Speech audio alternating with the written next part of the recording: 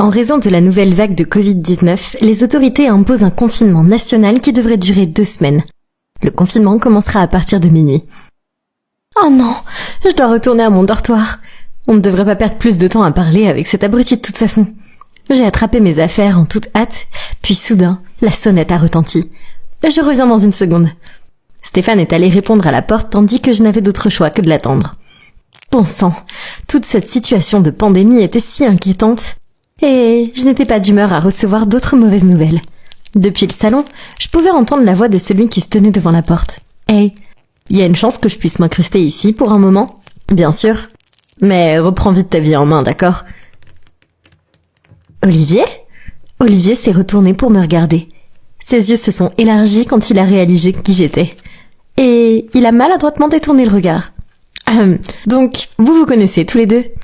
Stéphane nous a regardés confus. Il y a eu un silence, gênant entre nous trois, avant qu'il ne réponde. Alors, Juliette, voici Olivier. C'est mon ami de l'équipe de hockey de l'université. Olivier, voici Juliette, ma bonne amie du lycée. Bon sang, ça a atteint un nouveau niveau de malaise. Olivier s'est alors raclé la gorge. Alors, où est-ce que je dors, Steph ? Puis, il s'est dirigé directement vers la chambre que Stéphane a désignée en bâillant, en me disant qu'il allait dormir en premier. Stéphane a ri et s'est tourné vers moi en disant « Il a toujours été comme ça. Nous étions assez proches à l'université. Il vient dormir chez nous parfois. » J'ai bégayé. « Stéphane, c'est le gars dont je te parlais, celui qui m'a largué. » Stéphane a jeté un regard étonné, mais il n'a rien dit. Ah, je n'étais pas du tout d'humeur à ça. Je pense que c'est mieux si je m'en allais. Et juste quand je pensais que ça pouvait pas être pire, j'ai reçu un coup de fil.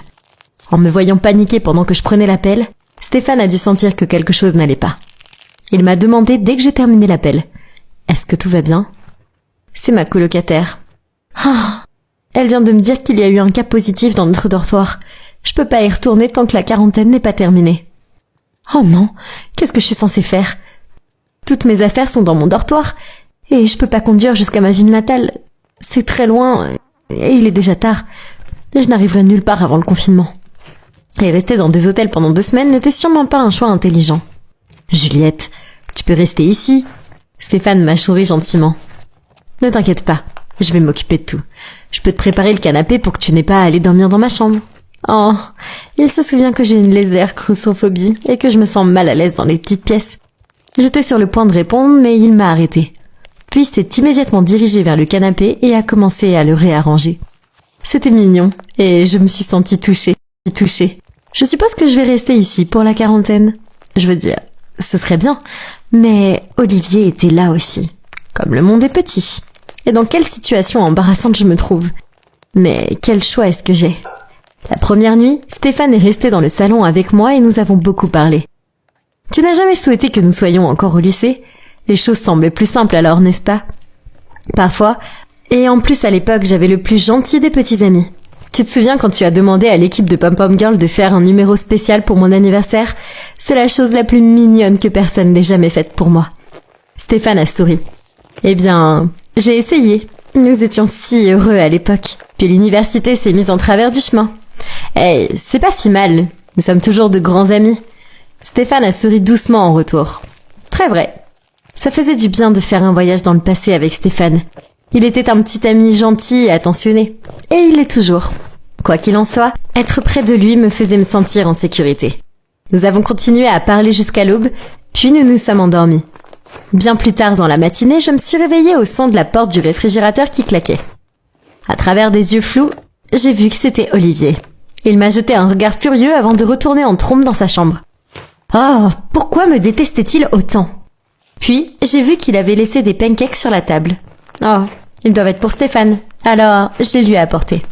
Il était en train de les manger quand Oliver est réapparu. « Hey, Oliver, merci pour les pancakes. » Oliver a grogné un « Ouais ». Puis m'a jeté un regard noir avant de partir. J'ai fait de mon mieux pour éviter Olivier, mais ce n'était pas facile quand j'étais coincée dans un petit appartement avec lui. Je passais la plupart de mon temps à lire un livre ou à écouter de la musique. Oui, nous avions une histoire que je devais finir de raconter à Stéphane juste avant que Olivier ne sorte à la porte. Et on est sortis ensemble pendant 1 mois, tout était cool et je commençais à l'aimer beaucoup. Et pouf, il a disparu. Et Juliette était larguée. J'étais encore très triste et je ne voulais pas encore faire face à tout ça. L'univers a-t-il mis en place cette situation de quarantaine surréaliste pour que je puisse me remettre de cette histoire de délaissement? Après cela, alors que Stéphane était sous la douche, Olivier s'est approché de moi et m'a passé une barre chocolatée. J'ai posé mon livre et je lui ai pris. Mais seulement parce que je ne voulais pas être impoli. Ensuite, il s'est maladroitement perché sur le bord du canapé et a dit « C'est quoi l'histoire entre toi et Stéphane ?» Ça m'a énervé. Alors j'ai lâché « Ce ne sont pas tes affaires. »« Oh, s'il te plaît. » J'ai senti qu'il y avait quelque chose entre vous dès que j'ai franchi la porte. Et avant que je puisse répondre, il a continué. « Ça me va. C'est logique qu'une fille comme toi tombe amoureuse d'un playboy. Stéphane est un bon gars.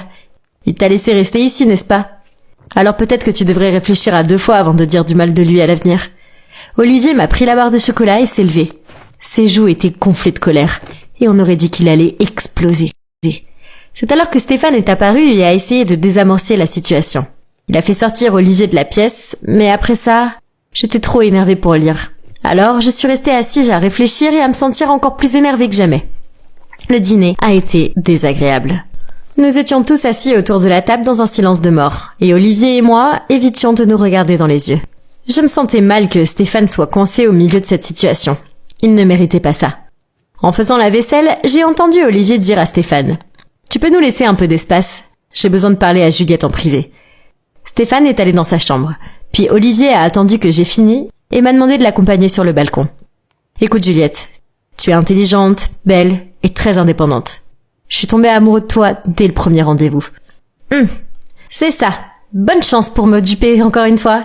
J'ai dépassé ce stade. Voyant que je ne le prenais pas au sérieux, Olivier a continué. « Je le pense vraiment. C'est pour ça que je suis pas du tout à ta hauteur. J'étais trop lâche pour te le dire alors. J'ai décidé que le mieux était de disparaître et de te laisser m'oublier. » Quoi? Il était sincère? Je ne savais pas qu'il pensait comme ça. Il s'est excusé pour ce qu'il a fait et je lui ai dit que je lui pardonnais. Ok, alors peut-être que Olivier n'était pas si mauvais après tout. Il était juste très peu sûr de lui. C'était nul, parce qu'on s'entendait si bien. Après notre conversation, je me suis sentie moins mal à l'aise avec Olivier. Il a commencé à faire des choses sympas pour moi, comme laisser des snacks avec une petite note autocollante et de jolis gribouillages sur mon oreiller, m'apporter des jus de fruits et me montrer des mèmes amusants sur son téléphone. Je veux dire, ça le rachète pas. Mais nous étions confinés dans un petit espace ensemble, alors la politesse ne fait pas de mal, n'est-ce pas? Mais ensuite, Stéphane a commencé à être bizarre. Chaque fois que Olivier faisait quelque chose de gentil, Stéphane exprimait son agacement, grognait, et à quelques occasions murmurait un commentaire grossier comme « Du largueur au harceleur, sympa ». Oh, pourquoi était-il comme ça? Ne me dis pas qu'il est jaloux d'Olivier. Super, entre le marteau et l'enclume. Puis, un midi, Olivier nous a préparé une soupe à l'oignon. En me la passant, Stéphane a secoué la tête et a dit en riant « Ça pue, c'est une piètre tentative pour impressionner Juliette. Pour info, elle déteste les oignons. » Qu'est-ce que tu veux dire? Je n'essaye pas d'impressionner qui que ce soit. Ah, s'il te plaît, je sais que t'as toujours des sentiments pour Juliette, mais tu n'es pas de taille face à elle. Je les ai regardés avec un visage impassible, car je ne pouvais pas comprendre ce qui se passait. Puis Stéphane s'est tourné vers moi et a dit avec audace « Juliette, tant de choses se sont passées et ont changé. Mais une chose est toujours solide. Ce sont mes sentiments pour toi. Ne perds pas ton temps avec cet enfant. » Waouh, je suis restée assise, perplexe. Qu'est-ce que c'était? Et Stéphane n'était-il pas un peu trop méchant, là? C'était un côté de lui que je n'avais pas vu avant, et je n'aimais pas ça. « Steph, qu'est-ce que c'est? Je pensais qu'on était potes. » « Ouais, relax, on l'est. Écoute, on aime tous les deux Juliette, donc elle doit juste décider qui elle veut. Alors, qui ça va être? Oh mon Dieu! C'est exactement comme la situation de la saga Twilight. Je dois choisir entre 2 mecs totalement différents. Ah, je déteste ça. Aussi bien cette situation que cette série. Et honnêtement, je n'aime pas la façon immature dont ils agissent maintenant. Comment osez-vous tous les deux créer tout ce dilemme par vous-même et me mettre au milieu de tout ça? Je ne choisis aucun de vous deux, ok? Vous avez tous les deux une chance avec moi et vous l'avez laissé partir. Je veux rester amis, mais c'est tout. Je suis partie en pensant que ce serait la fin de tout ça. Oh, combien j'avais tort. Une fois, je regardais un film seul et je me suis levée pour aller aux toilettes. Quand je suis revenue, ils étaient tous les deux assis sur le canapé se disputant pour savoir qui devait rester et s'asseoir avec moi et qui devait partir. Fatiguée, j'ai crié. « Vous allez arrêter ça tous les deux. Tu m'as quitté pour l'université et toi pour tes propres insécurités. Et aucun d'entre vous n'a agi comme un adulte. Je veux un petit ami sur qui je peux compter. Et ce n'est clairement aucun de vous deux. En ce qui me concerne, tous les sentiments romantiques que j'avais envers vous deux sont bel et bien du passé. Ils m'ont tous les deux jeté des regards stupéfaits et un silence plus gênant a prévalu. C'était un peu dur pour eux. Malgré tout, ils avaient besoin de connaître mes sentiments pour arrêter leurs propres illusions et cesser de se battre en vain. Heureusement, la quarantaine était presque terminée. Donc au moins, je serais sortie de cet appartement étouffant dans 2 jours. Oh mon Dieu, c'était les 2 jours les plus longs de tous les temps.